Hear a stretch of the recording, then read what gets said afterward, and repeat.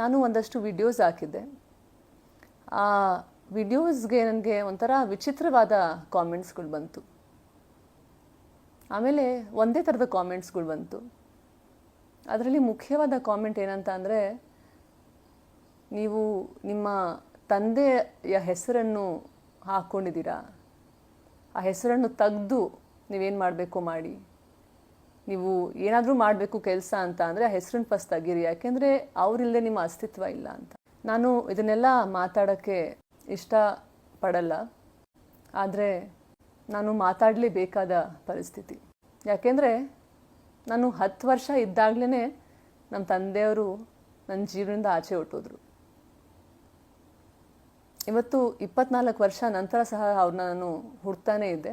Election ಟೈಮಲ್ಲಿ ಕರೀತಾ ಇದ್ರು, ಅವ್ರು ಕರೆದಾಗ ನಾನು ಹೋಗ್ತಾ ಇದ್ದೆ.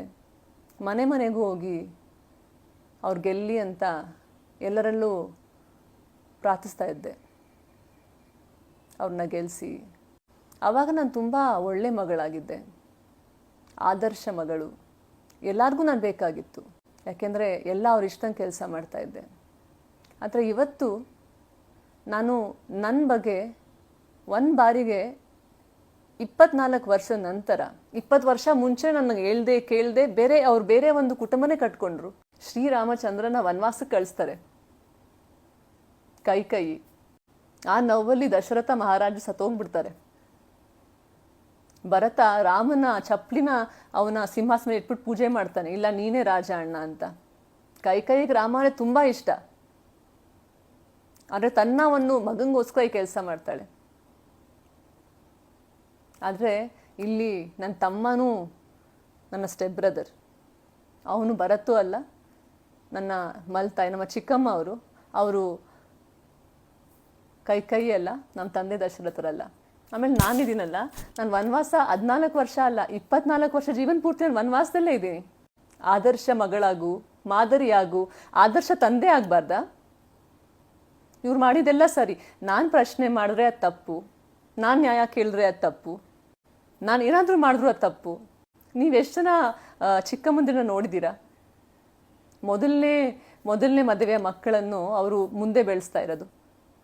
ಬೆಳೆಸೋದಾಗಿತ್ತಾನೆ, ನಾನು ಒಬ್ಳು ಮಗಳಲ್ವಾ, ಅವ್ರಿಗಿಂತ ಮುಂಚೆ ನಾನು ಇದ್ನಲ್ವಾ ಇಲ್ಲಿ, ನಾನು ಬೆಳೆಸ್ಬೋದಾಗಿತ್ತು. ಒಂದು ಆದರ್ಶ ಮಹಿಳೆ, ಆದರ್ಶ ತಾಯಿ ಆಗೋದಾಗಿತ್ತು, ಅವರು ಆದರ್ಶ ಚಿಕ್ಕಮ್ಮ ಆಗೋದಾಗಿತ್ತು.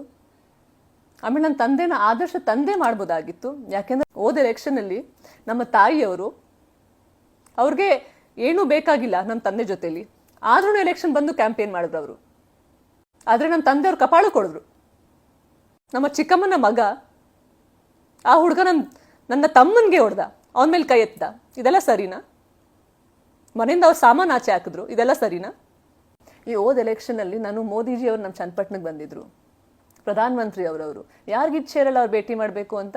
ನಾನು ವರ್ಷ ಇವ್ರಿಗೆ ಯಾವಾಗ ಕರೆದ್ರು, ಎಲ್ಲೆಲ್ಲಿ ಕರೆದ್ರು ಕೆಲಸಕ್ಕೆ, ಎಲ್ಲದಕ್ಕೂ ಹೋಗ್ತಾ ಇದ್ದೆ, ಎಲೆಕ್ಷನ್ ಕ್ಯಾಂಪೇನ್ಸ್ಗೆ ಎಲ್ಲ. ಈ ಸತಿ ಮೋದಿಜಿಯವ್ರು ಬಂದಾಗ ನಾನು 1000 ಸತಿ ಬೇಡ್ಕೊಂಡೆ, ಅಪ್ಪ ಪ್ಲೀಸ್ ಅಪ್ಪ ಒಂದ್ಸತಿ ಭೇಟಿ ಮಾಡಿಸ್ಬಿಡಿ ಅವ್ರನ್ನ ಅಂತ.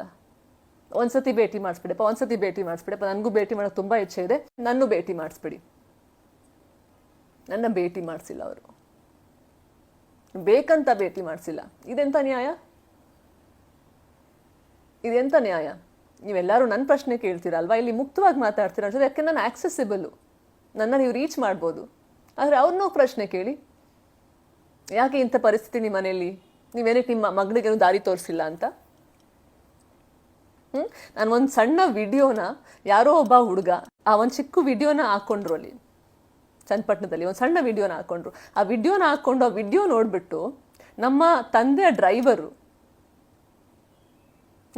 ಡ್ರೈವರು ಎಲ್ಲಾರ್ಗೂ ಫೋನ್ ಮಾಡ್ದ. ಆ ಹುಡುಗನ ಫ್ಯಾಮಿಲಿಗೆ, ಆ ಹುಡುಗನ ಮನೇಲಿದ್ದ ಎಲ್ಲ ಹೆಣ್ಮಕ್ಳಿಗೂ ಫೋನ್ ಮಾಡ್ದ, ಅವ್ರ ಅಕ್ಕನಿಗೆ ಎಲ್ಲಾರ್ಗೂ ಫೋನ್ ಮಾಡ್ಬಿಟ್ಟು ಟಾರ್ಚರ್ ಮಾಡಿದ್ರು, ಬೈದ್ರು, ಉಗಿದ್ರು, ಯಾಕೆ ಹಿಂಗೆ ಹಾಕೊಂಡಿದೆ ವಿಡಿಯೋ ಅಂತ. ನಂದು ಒಂದು ವಿಡಿಯೋ ಒಬ್ರು ಹಾಕೊಳ್ಳೋಕ್ಕಾಗಲ್ಲ ಅಂತ ಅಂದರೆ ನನ್ನ ಜೀವನದಲ್ಲಿ ಇವ್ರು ದಾರಿ ಮಾಡ್ಕೊಡ್ತಾರಾ? ಇವರೆಲ್ಲ ಆದರ್ಶವಾಗಿಲ್ಲ, ಇವರೆಲ್ಲ ಮಾದರಿ ಆಗಿಲ್ಲ. ಆದರೆ ಎಲ್ಲ ಒಳ್ಳೆತನ, ಎಲ್ಲ ಸರಿಯಾದ ನಿರ್ಧಾರ, ಎಲ್ಲ ಸರಿಯಾದ ಹೆಜ್ಜೆಗಳು, ಎಲ್ಲ ಪ್ರಶ್ನೆಗಳು, ಎಲ್ಲ ಸರಿಯಾದ ಸ್ಟೆಪ್ಸು, ಎಲ್ಲ ನಿರೀಕ್ಷೆ ನನ್ನಿಂದಾನೆ. ಇವ್ರಿಂದ ಏನೂ ನಿರೀಕ್ಷೆ ಇಲ್ಲ. ಯಾಕೆ ಇದನ್ನೆಲ್ಲ ಕೇಳಿಸ್ಕೋಬೇಕು ಅಂತ ನೀವು ಬಯಸ್ತಿದ್ರಾ? ನೀವು ಹೀಗೆ ಕಾಮೆಂಟ್ಸ್ ಬರ್ಸ್ತಾ ಇದ್ರೆ ನಾನು ಹೀಗೀಗೂ ಉತ್ತರ ಕೊಡ್ತೀನಿ. ನಂತರ ಇನ್ನೂ ಬೇಕಾದಷ್ಟಿದೆ ಮಾತಾಡೋಕ್ಕೆ. ಇವಾಗ ನೀವು ನಿಲ್ಲಿಸದೆ ಹೋದ್ರೆ, ಯಾಕಂದರೆ ನಾನು ಶಾಂತವಾಗಿದ್ದೀನಿ, ನನ್ನ ಶಾಂತವಾಗಿ ಬಿಟ್ಬಿಡಿ. ನನ್ನ ತೊಂದರೆ ಕೊಡಬೇಡಿ. ಯಾಕಂದರೆ ಇನ್ನು ಮಾಡಿದ್ರೆ ಈ ವಿಷಯಗಳು ನಾನು ಅಲ್ಲಿ ಕಳಿಸ್ತೀನಿ, ಎಲ್ಲಿ ನಿಮಗೆ ತಲೆ ಎತ್ತಿ ನಡೆಯೋಕ್ಕೂ ನಿಮಗೆ ಅಲ್ಲಿ ಜಾಗ ಇರಲ್ಲ. ನಾನು ಏನಕ್ಕೆ ವಿಡಿಯೋ ಹಾಕಿದೆ ಅಂತ ಈ ಒಂದು ಕಾಮೆಂಟ್ಗಳು ಬರ್ತಾ ಇತ್ತು, ನಿನ್ನ ತಂದೆ ಹೆಸರು ತೆಗಿ, ನಿನ್ನ ತಂದೆ ಹೆಸರು ತೆಗಿ, ನಿನ್ನ ತಂದೆ ಹೆಸರು ತೆಗಿ ಅಂತ. ಅದಕ್ಕೆ ನಾನು ಹಾಕ್ತೆ, ನಮ್ಮ ತಂದೆ ಶಾಪನ, ನಮ್ಮ ತಂದೆ ಆಶೀರ್ವಾದನ ಅಂತ. ಅದಕ್ಕೆ ಇನ್ನಷ್ಟು ಕಾಮೆಂಟ್ಸು. ಆಮೇಲೆ ನೀವೆಲ್ಲ ಇದಿರಲ್ಲ 30-40-50 ಜನ, ಬನ್ನಿ ಸೇರ್ಕೊಳ್ಳಿ, ಒಂದು ಜಾಗಕ್ಕೆ ಸೇರ್ಬಿಟ್ಟು ನಾನು ಕರೀರಿ, ಹೇಗೆ ಹೆಸರನ್ನು ತೆಗಿಯೋದು, ಏನೇನು ಮಾಡಬೇಕು, ಫಾರ್ಮ್ಯಾಲಿಟೀಸು ಹೇಗೆ ಹೋಗುತ್ತೆ ಅಂತ. ಆಯ್ತಾ? ಅನುಕ್ಷಣದ ಸುದ್ದಿಗಳಿಗಾಗಿ ವಿಸ್ತಾರ ನ್ಯೂಸ್ ಯೂಟ್ಯೂಬ್ ಚಾನೆಲ್ ಸಬ್ಸ್ಕ್ರೈಬ್ ಮಾಡಿ. ಹೊಸ ಸುದ್ದಿಗಳ ನೋಟಿಫಿಕೇಶನ್ಗಾಗಿ ಬೆಲ್ ಐಕಾನ್ ಕ್ಲಿಕ್ ಮಾಡಿ. ಲೇಟೆಸ್ಟ್ ಅಪ್ಡೇಟ್ಸ್ಗಾಗಿ www.vistaranews.com ವೆಬ್ಸೈಟ್ಗೆ ವಿಸಿಟ್ ಮಾಡಿ. ಅಂಗೈಯಲ್ಲೇ ಜಗತ್ತಿನ ಸುದ್ದಿ ತಿಳಿಯಲು ವಿಸ್ತಾರ ನ್ಯೂಸ್ ಕನ್ನಡ ಆಪ್ ಡೌನ್ಲೋಡ್ ಮಾಡಿ.